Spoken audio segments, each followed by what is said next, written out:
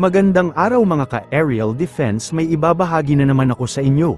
Dahil ngayong araw na ito ay may pag-uusapan tayo tungkol sa ating depensa, China Coast Guard muling pinigilan at pinalibutan ang rigid hull inflatable boat ng Pilipinas. Pero bago tayo magpatuloy, huwag mo muna kalimutan mag-like, share and subscribe. Paki-follow at like na rin ang aming page na nasa description na ang link. Kinumpirma ng Philippine Navy na isang sundalo sa BRP Sierra Madre ang nangailangan ng medical evacuation, subalit muling nangharang at hinaras ng China ang mga tropang Pilipino na nagsasagawa ng medical evacuation sa Ayungin Shoal sa West Philippine Sea, kung saan pinalibutan ang mga rubber boat ng Pilipinas at nagtatangkang gumawa na naman ng agresibong aksyon ang tauhan ng China Coast Guard.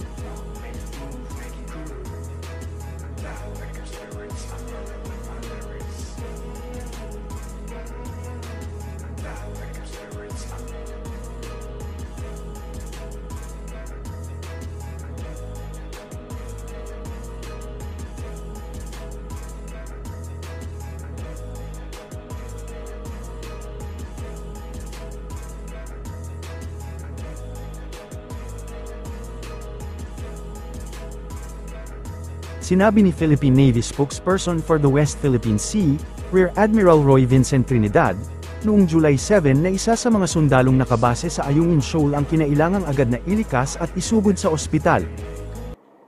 Last July 7, the Philippine Armed Forces conducted a medical evacuation of one of our troops on BRP Sierra Madre in coordination with the Philippine Coast Guard.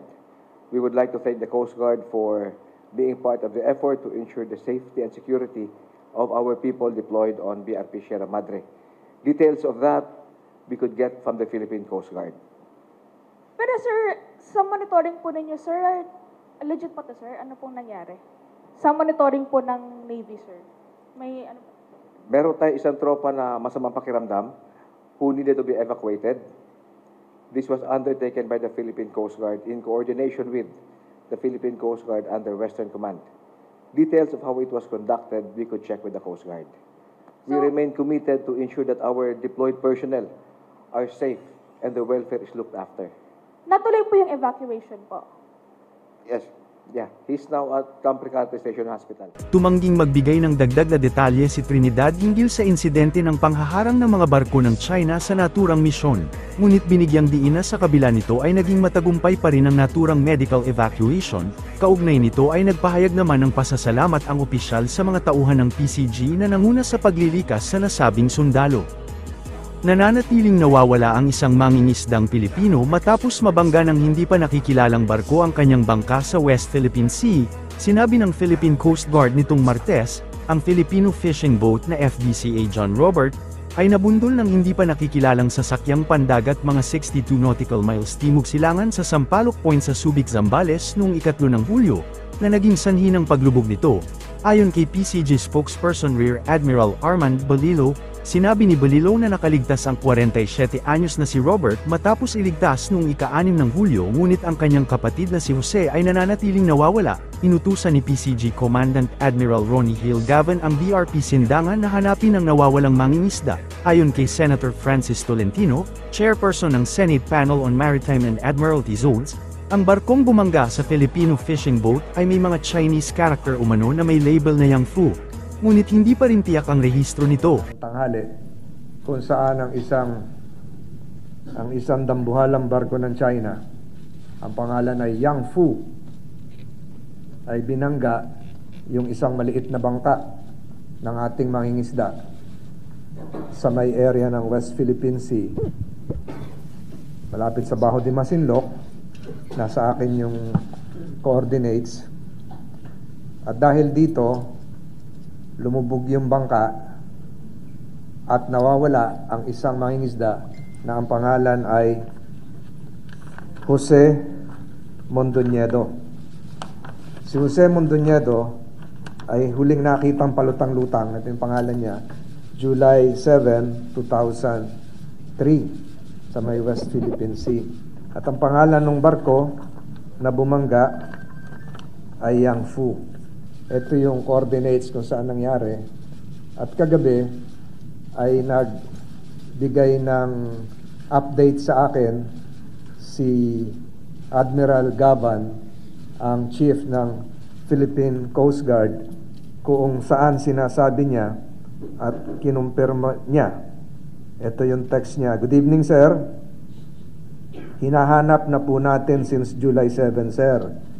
As soon as reported po sa atin, sir, ng Coast Guard vessel 4003 did first as it's been patrolling Bajo de Masinloc. Then today, Coast Guard vessel 4407 relieved the ship, sir, coming from Admiral Gaban. I've also directed the Coast Guard NCR Central Luzon to initiate investigation for appropriate filing of a case against the responsible vessel. And it would seem na ito yung pangalan nga ng vessel, baka mali lang ang pronunciation ko, Chinese characters, Yang Fu. Isang malaking barko na binangga. Muli, yung ating mangingisda na nangingisda at nawawala si Ginoong Mondoñedo since July 7. So, yan po yung ating breaking news sa inyo.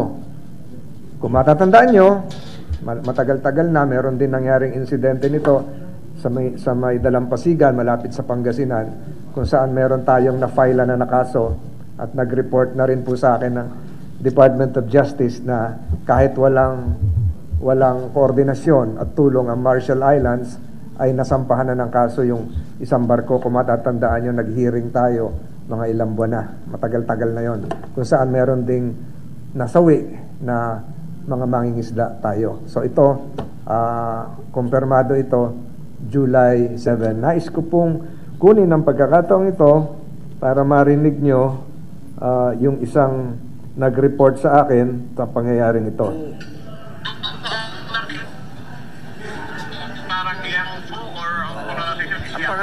Ang pangalan nung nabangga ay si Robert Mondoñedo.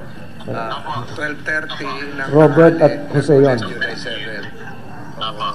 Nakita na lang palutang-lutang. Yes po, nakita siya ng isang dumadaan na fishing vessel. So, ano to, positive Chinese vessel yan nakatangga? May Chinese character daw po, yun yung dumaan, dapat siya nakita niya naman. Tsaka na-report na to sa Subic Coast Guard din. Yes po, dahil commander po ng Coast Guard Subic, siya po nakakagat lahat talaga. Okay, salamat konsehal, salamat. Yan po ay tinig ng isang konsehal ng San Marcelino, Zambales. Ang pangalan niya ay Councilor Lee Aquino. Okay na tayo nun. Sinabi ni Balilo na tinitingnan na ngayon ng PCG ang automatic identification system na nakalab ng mga cargo vessel at iba pang commercial vessel sa lugar. Para sa mas madaming update tungkol sa ating depensa, paki-follow at like muna ng aming page na nasa description na ang link. Huwag mo na rin kalimutan mag-like, share and subscribe. Pindutin mo na rin ang bell para updated kayo sa aking mga bagong video. Maraming salamat po.